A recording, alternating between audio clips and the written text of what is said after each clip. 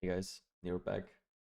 I've been asked a few times if the old Animate Guardian of Smiting Lifestack build is still viable in 3.29. And if you're looking for a quick answer, I think personally no. But more in detail, we can go through a few of the nerfs that happened. So first of all, a few of the items have been nerfed for lifestacking. So Rev Pit, which we previously had 6% on, was nerfed to 4%. If you volatile wallet, 4% will also be harder to hit, so will be quite a bit more expensive. Then the Grey Wind, I had a 15% one. Now it's been nerfed to 6 to 10% baseline. With Enchant and Volatile Varling, you can still get back to 14, I think, but 13, I think, will be more realistic. So let's change this to 13%.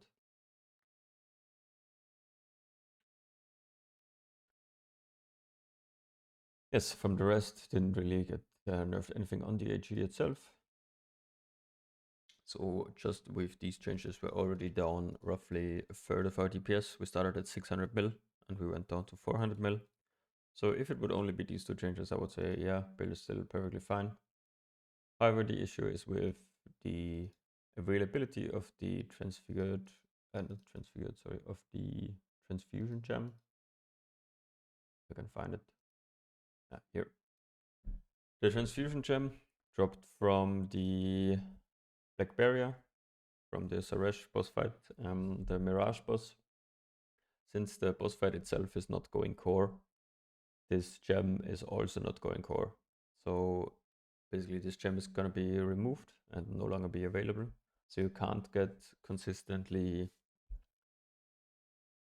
Soul Eater consistently anymore on the AG, which is of course a big issue. So if we remove Soul Eater just from the build, we lose all of our tech speed from the minion, and we're down roughly like 70% DPS in total.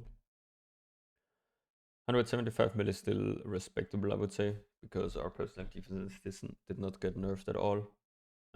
So that's still completely fine. All of the rest is still working.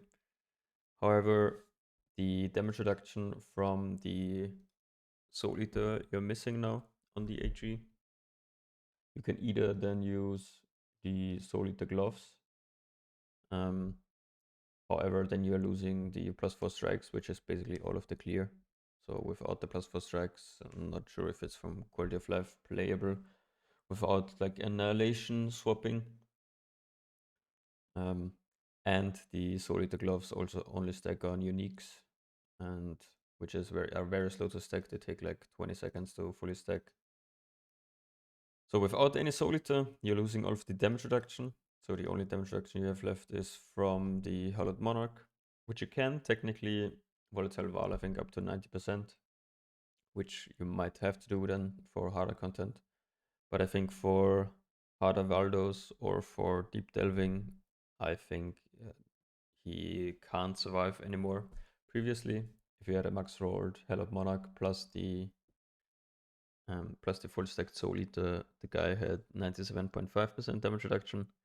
Now you can get at most 90 if you volatile Val the helm. Otherwise you have 75, which is like increased damage taken of like 10 times or something.